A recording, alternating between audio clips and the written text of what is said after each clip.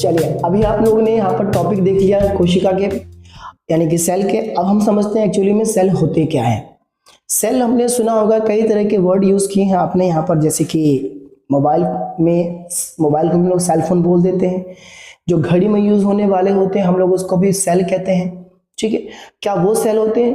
क्या हम उसकी बात कर रहे हैं? क्या हम वो पढ़ने वाले हैं? नहीं, ऐसा बिल्कुल नहीं है।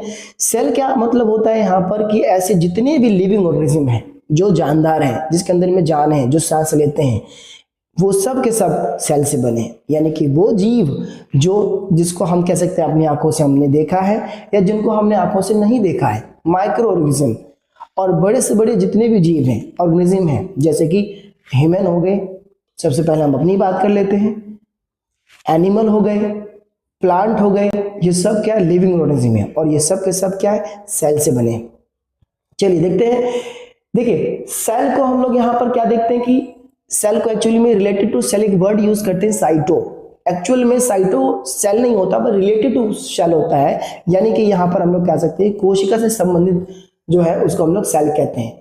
और दूसरा है इसके अंदर में साइटोलॉजी, जिसका मतलब होता है स्टडी ऑफ सेल। देखिए, साइटो का मतलब तो हम इसको सेल अगर कहेंगे तो सेल कह सकते हैं, और लॉजी का मतलब है स्टडी। तो इसलिए यहाँ पर हम लोग सेल की स्टडी करने को हम लोग यहाँ पर साइटोलॉजी कह देते हैं। ठीक है, डेफिनेशन की तरफ देखें कि डेफिनेशन की यानी परिभाषा, जिसको आप एग्जाम में डायरेक्ट लिख सकते हो, बिल्कुल ये वाला, कोई प्रॉब्लम नहीं है। क्या है कि cell is the basic unit of life. देखिए, लाइफ की बेसिक यूनिट है, यानी इकाई है, जिससे क्या हुआ है कि उसका निर्माण हुआ है, यानी पूरे लाइफ बनी है उसकी। तो सबसे जो छोटी यानी बेसिक यूनिट है वो क्या है? सेल है। एंड इट्स अ स्ट्रक्चरल, जिसको हमने क्या बोला? Structural and function unit of life, जिसको हमने क्या बोल दिया? ये स्ट्रक्चर, यानी कि इसका कोई ना कोई क्या शेप है, कोई ना कोई इसका आकार है। और दूसरा फंक्शनल है ये, यानी क्या? एक्टिविटी हो रहा होता है, काम हो रहा होता है, इसमें क्रियाएं हो रही होती है। ठीक है, तो इसको इसलिए हमने इसको यूज किया structure and function unit of life, ऐसा कहा जाता है। ऑल लिविंग ऑर्गेनिज्म, देखिए सारे लिविंग ऑर्गेनिज्म किससे बने हैं? मेड अप ऑफ सेल, यानी कि सेल से बने हैं। जितने भी लिविंग ऑर्गेनिज्म हैं, नॉन लिविंग की नहीं बात करेंगे हम, लिविंग की बात करेंगे। जितने भी नॉन लिविंग हैं, निर्जीव वस्तुएं हैं, वो सेल से नहीं बने हैं। जितनी जो जीवित है वो सब सेल से बने हैं, ये भी याद रखना। It performs various functions such as respiration, growth and reproduction। अब देखिए, कई तरह के ये वेरियस फंक्शन करते हैं, कई तरह के फंक्शन करते हैं। जैसे क्या कि रेस्पिरेशन करते हैं, रेस्पिरेशन यानी कि सांस लेना, सांस छोड़ना। जब हम सांस लेते हैं तो इनहेल करते हैं, यानी ऑक्सीजन O2 ले रहे होते हैं, और जब हम सांस छोड़ रहे होते हैं, एक्सेल कर रहे होते हैं, यानी कि CO2 छोड़ रहे होते हैं, कार्बन डाइऑक्साइड, तो रेस्पिरेशन कर रहे होते हैं। तो सेल भी यही करते हैं। ग्रो क्या होता है इसके अंदर में? ग्रो कर रहे होते हैं, मतलब छोटे से बड़े होते हैं इसमें। फिर रिप्रोडक्शन भी करते हैं। रिप्रोडक्शन क्या कि पुराने सेल नए सेल बन जाते हैं, पुराने सेल क्या करते हैं? पुराने सेल ही नए सेल बनाते हैं, तो ये रिप्रोडक्शन करते हैं, यानी पहले का सेल नया सेल बनाता है, तो ये रिप्रोडक्शन करता है। तो ये कुछ फंक्शंस हैं, इसीलिए हम इसको कह सकते हैं क्या कि ये एक तरीके का मिनी फैक्ट्री की तरह काम करता है, काम कर रहा होता है, यानी प्रोडक्शन हो रहा होता है, एक्टिविटी चल रही होती है। फैक्ट्री क्या होती है? कारखाने होते हैं, उद्योग, जिसके अंदर में क्या हो रहा है? कुछ ना कुछ बन रहा होता है। करता क्या है? देखिए, जैसे ये फैक्ट्री की बात करें तो करता क्या है? एनर्जी बनाता है, make energy, remove waste and grow, यानी कि ये शक्ति देता है, सेल को एनर्जी बना देता है। ठीक है, और क्या करता है? वेस्ट को रिमूव करता है। हम लोग खाना खाते हैं, खाना खाने के बाद क्या करते हैं? वो वेस्ट होता है जो एक्सक्रेशन कर देते हैं, उसका यूरिन के थ्रू कर देते हैं। ठीक है, अपने बॉडी के स्वेट जो होता है हमारे, जो वो भी गंदगी, जो पसीने इसको कहते हैं स्वेट, उससे बाहर आ जाते हैं। और गंदगी हम लोग क्या करते हैं? यूरेथ्रा से बाहर निकाल देते हैं। राइट, तो ये भी होता है इसके अंदर में। ग्रो भी करते हैं, छोटे थे पहले, बाद में बड़े हो गए, हम ग्रो कर रहे हैं। देखेंगे तो ह्यूमन बॉडी है इसके अंदर में, प्लांट है इसके अंदर में, और बैक्टीरिया भी है। इंटरेस्टिंग चीज यहाँ पर क्या है कि ह्यूमन बॉडी जो है 200 से लेकर 300 तरह के जो है टाइप के सेल से बने हैं। यानी कि ह्यूमन के अंदर में अगर हम सेल के काउंटिंग की बात करें तो लगभग ट्रिलियंस ऑफ सेल से हमारा बॉडी बना है। ऐसे ही प्लांट भी बिलियंस ट्रिलियन सेल से बना है, और बैक्टीरिया सिर्फ एक सेल से बना है। बैक्टीरिया एक ऐसा जीव होता है जो सबसे छोटा होता है, और क्या होता है, सबसे छोटा नहीं मतलब छोटा होता है, और ये क्या होता है, बैक्टीरिया छोटा सा जीव होता है और एक ही सेल इसके अंदर में होते हैं। ठीक है, एक ही सेल इसके अंदर हम लोग कहते हैं कि यहाँ पर एक सेल से बना है। एक सेल का मतलब इसलिए हम लोग उसको कहते हैं यहाँ पर सिंगुलर सेलुलर इसको बोलते हैं, या फिर यानी कि यूनिसेलुलर। और जितने भी बड़े जितने भी होते हैं वो मल्टी सेलुलर होते हैं। मल्टी का मतलब होता है बहुत, और बहुत सारे, और सेलुलर का मतलब सेल, यानी कि हम मल्टी सेलुलर में आते हैं। और जो एक सेल से बने होते हैं उसको हम लोग यहाँ पर सिंगुलर सेल को बोलते हैं, यहाँ पर यूनिसेलुलर। राइट, ये ध्यान रखना। अब जब हम सेल की बात कर रहे हैं तो हम लोग ये भी जानेंगे यहाँ पर कि धरती में सबसे छोटा यानी कि स्मॉलेस्ट सेल क्या है। तो हम लोग जानते हैं माइकोप्लाज्मा, जिसको हम लोग बोलते हैं यहाँ पर, इसका नाम है एक पीपीएलओ, यानी कि पीपीएलओ इसको हम लोग यहाँ बोलते हैं प्लेरोपिन्यूमोनिया के नाम से भी जाना जाता है माइकोप्लाज्मा।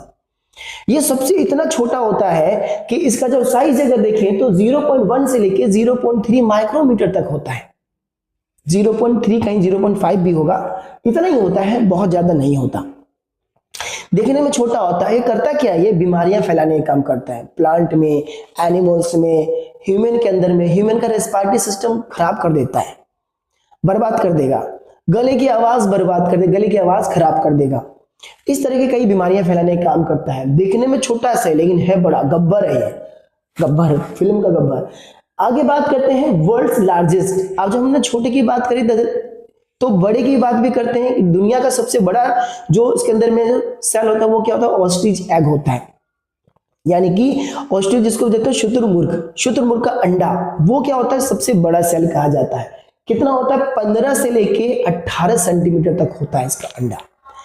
वजन में 1 से लेके 1.5 किलो तक हो जाता है। लोग उसको खा जाते हैं, कई लोग मिलकर खा जाते हैं। और इसका खुद का जो वजन होता है लगभग 90 से लेकर, जो स्टिच होती है शुतुरमुर्ग, बता दूं 90 से लेकर 150 किलोमीटर, क्या कहते हैं 150 किलो इसका कहते वजन खुद का होता है।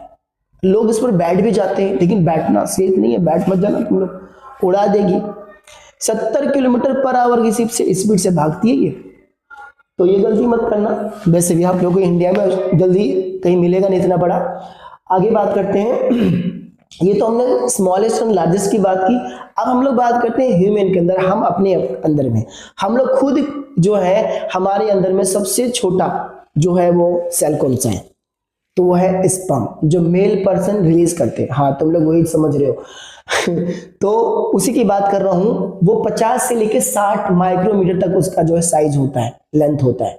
ठीक है, इसका एक पूरा डायग्राम है, वो हम आगे डिस्कस करेंगे स्पर्म का। ठीक है, आगे बात है यहाँ पर एक तरह से रिप्रोडक्टिव पार्ट होता है ये स्पर्म। आगे देखते हैं यहाँ पर लार्जेस्ट सेल के अंदर बात करते हैं, जो ह्यूमन के अंदर लार्जेस्ट सेल, तो वो ओवम होता है, एग सेल, ये भी रिप्रोडक्टिव पार्ट होता है फीमेल का। ये फीमेल क्या करती है यहाँ पर, फीमेल जो है इसके अंदर में हर महीने मासिक धर्म बोलते हैं हिंदी में, मेंस्ट्रुएशन इंग्लिश में, मेंस्ट्रुएशन होता है। तो जब हर महीने में एक अंडा रिलीज होता है, जब फर्टिलाइजेशन नहीं हो पाता वो ब्लड के थ्रू टूट कर ब्लड के माध्यम से बाहर हो जाता है, तो वो इसको हम लोग कहते हैं रजोधर। तो वो जो इसके अंदर में ओवम होता है, इसको एग बोलते हैं, यानी अंडाणु हिंदी में बोलते हैं। यही जो है सबसे बड़ा यानी कि लार्जेस्ट सेल ह्यूमन के अंदर में पाया जाता है।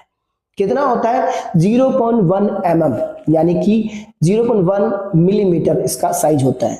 माइक्रोमीटर में बात करें तो 100 इसका क्या होता है यहाँ पर, 100। देखिए 100 क्या कहते हैं, माइक्रोमीटर इसका होता है, इसका डायमीटर इतना होता है इसका साइज। आगे बात करते, देखिए शॉर्ट और स्मॉलेस्ट और लार्जेस्ट की बात करिए, हम बात करते हैं इस लॉन्गेस्ट, यानी कि जो सबसे लंबा सेल जो ह्यूमन के अंदर में होता है वो कौन सा होता है, तो इसके अंदर न्यूरॉन, जिसको हम लोग बोलते हैं यहाँ पर नर्व सेल, यानी कि हिंदी में तंत्रिका कोशिका कहते हैं इसको।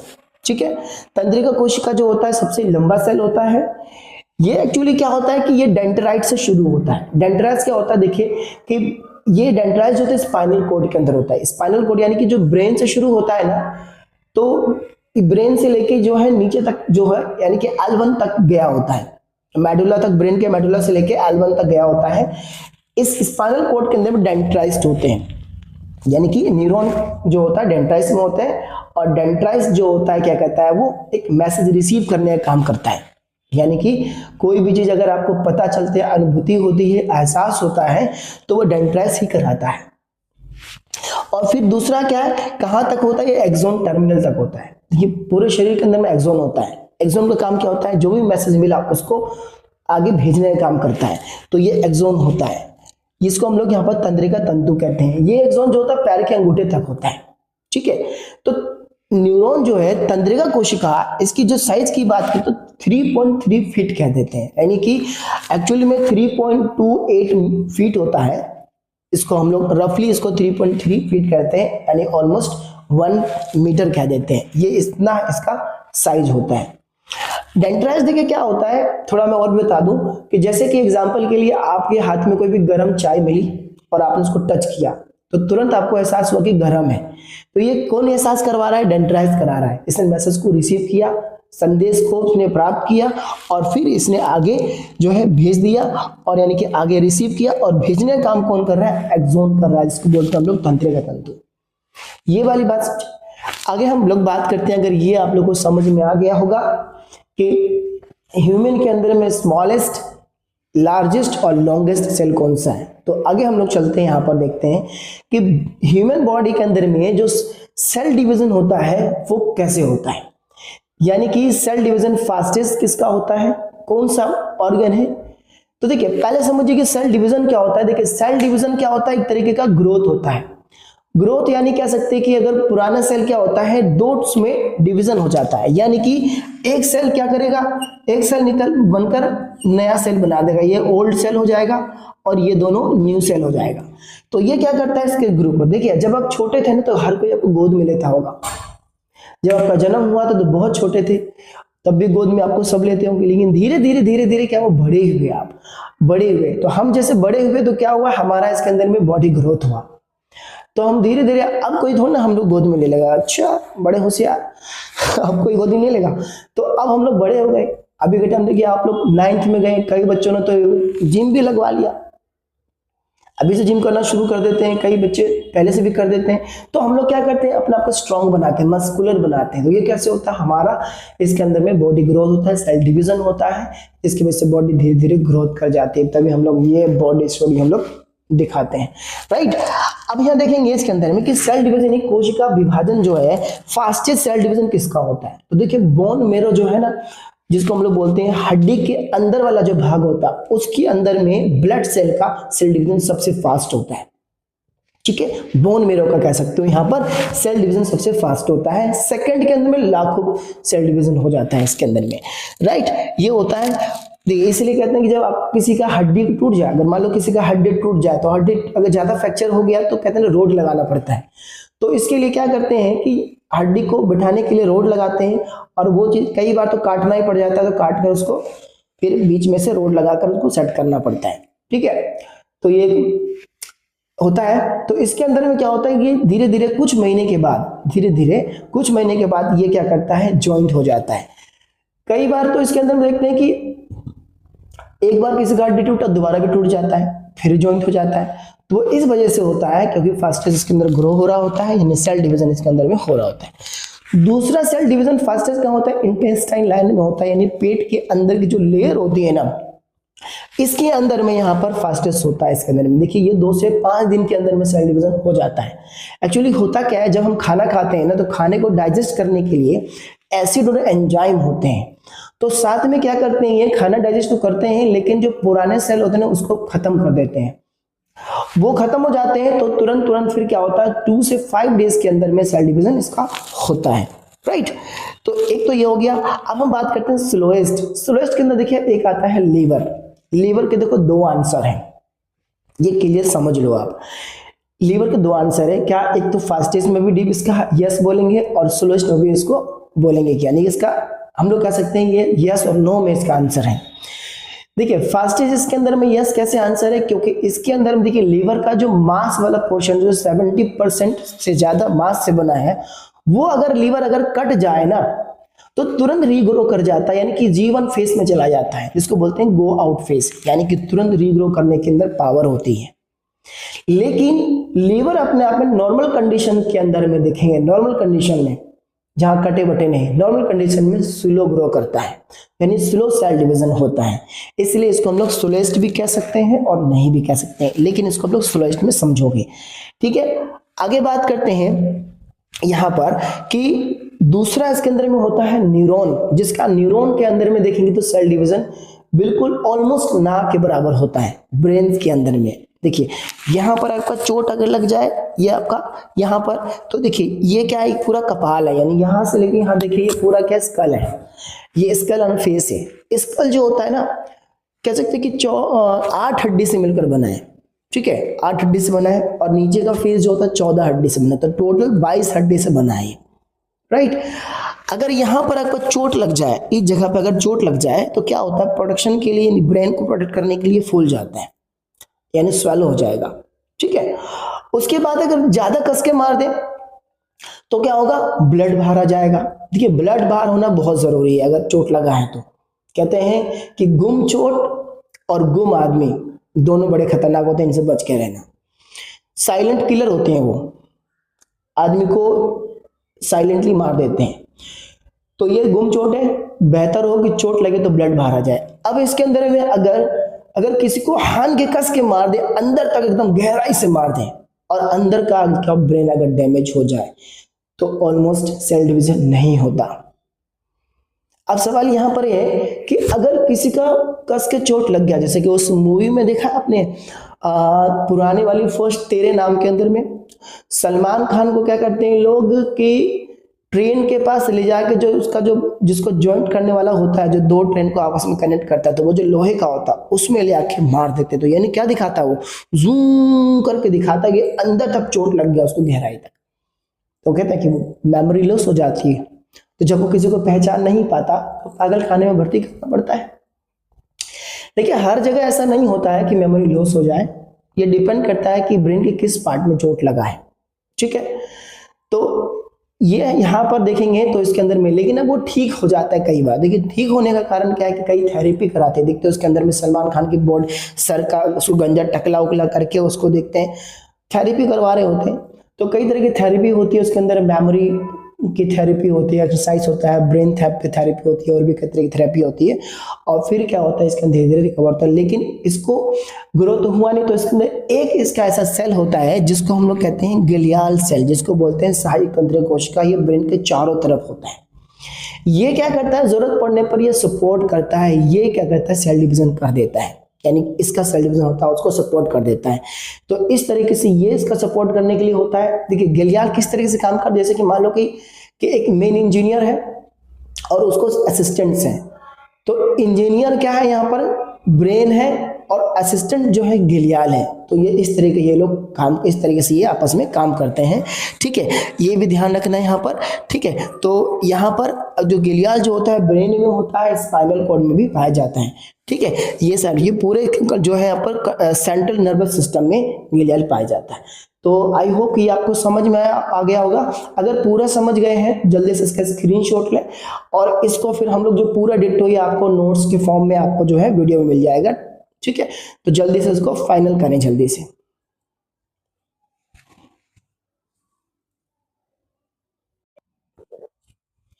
चलिए, अभी तक जो है आपने सेल के इंट्रोडक्शन को पढ़ा, और ये देखा कि इसके अंदर में, धरती के अंदर में दुनिया का सबसे बड़ा, यानी धरती पर सेल क्या था, सबसे छोटा सेल क्या था, ह्यूमन के अंदर में सबसे छोटा और सबसे बड़ा सेल को भी पढ़ा, लॉन्गेस्ट सेल को भी पढ़ा, और सेल डिवीजन को भी समझा।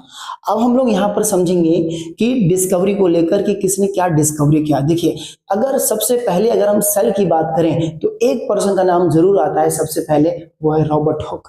रॉबर्ट हुक एक ऐसे पर्सन थे, साइंटिस्ट थे, जिन्होंने 1665 के अंदर में इन्होंने अपनी खुद की बनाई हुई माइक्रोस्कोप से एक कॉर्क ट्री लिया। क्या लिया कि एक कॉर्क ट्री लिया, क्योंकि कॉर्क जो है ओक था, जिसको बोलते हैं हम कॉर्क ओक।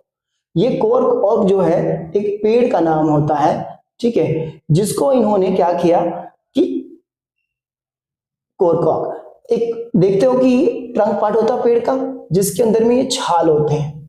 ठीक है, इसमें से इन्होंने एक छाल लिया और इसके ऊपर इन्होंने रिसर्च किया, और रिसर्च करने के बाद इन्होंने क्या देखा कि इसके अंदर में कुछ छोटे छोटे यानी कि मधुमक्खी के छत्ते के अंदर जो छोटे छोटे खाने नहीं बने होते, कमरे टाइप के होते हैं, कुछ इस तरीके से इन्होंने पाया कि इसके अंदर में ऐसा बना हुआ स्ट्रक्चर है।